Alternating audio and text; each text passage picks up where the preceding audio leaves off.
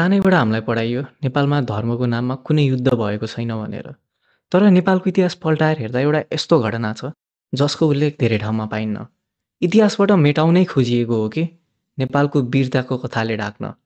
यो हो एक क्रूर मुस्लिम शासकको साथ दिने नेपाल आक्रमणको कथा। यो कथामा हिन्दू र बौद्ध धर्मावलम्बीको आस्थामाथि चोट पुर्याइएको छ। मन्दिर र चैत्य भत्काइएछ। पशुपतिको मूर्ति झन् 3 टुक्रा पारियो। स्वयम्भूको हालत यस्तो थियो कि पुनर्निर्माण गर्न पनि 23 वर्ष लाग्यो। के थियो त यो विध्वंसको रहस्यमय इतिहास? जानौँ द नेपाल इनसाइडको पहिलो श्रृङ्खला मुस्लिम इन्भेजन इन नेपालमा। नमस्कार, म विमोचन, तपाईँ हेर्दै हुनुहुन्छ द नेपाल इनसाइड। 14औं शताब्दी नेपाल 2224 राज्यमा विभाजित थियो।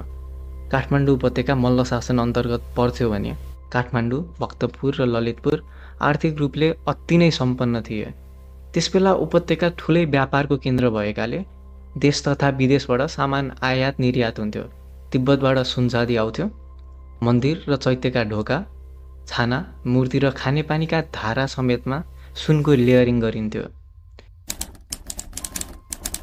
लामो समयसम्म दिल्लीको अधीनमा रहेको बेङ्गाल भर्खर स्वतन्त्र राज्य घोषणा भएको थियो, जहाँ राजा थिए सुल्तान शमसुद्दिन इलायस। इरानको सिस्तानमा जन्मिएको इलायस सदगाउँ भन्ने सानो क्षेत्रबाट राजनीतिको यात्रा सुरु गरी बेङ्गाल एकीकृत गर्न सफल भएका थिए। विशाल र शक्तिशाली सैन्य फौज निर्माण गरेका शमसुद्दिनलाई धनको अभाव देखिन्थ्यो।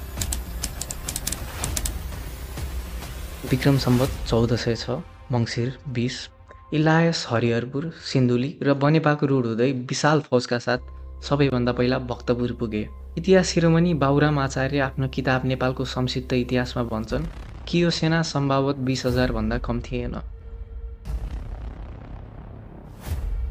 मानिसहरू घर छोडी जङ्गल भाग्न लागे।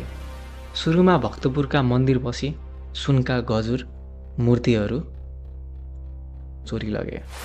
त्यसपछि भक्तपुर दरबारपछि सुनको सिंहासन, शाही खजाना आदि इत्यादि केही छोडेनन्। त्यसपछि पालो थियो काठमाडौँको। काठमाडौँ पुगेका बेङ्गाली सेनालाई पशुपतिनाथको मन्दिर लुट्न फोड्न धेरै समय लाग्यो। सुरुमा त मन्दिरपछि मूर्ति फोड्न गए। शिवको पञ्चमुखी लिङ्गम 3 टुक्रा बनाए। त्यहाँ रहेका सुनचाँदी र बहुमूल्य धातु सबै चोरे।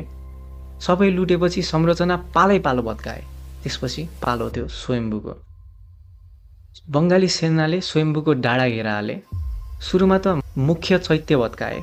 सुनको छाना, पूजा र दान दक्षिणाका सामग्रीहरू लुटे। यो शमसुद्दिनको आक्रमण र लुटपाटको घटना स्वयम्भूको शिलालेखमा पनि उल्लेख गरिएको छ। ललितपुर पनि त्यस्तै भयो।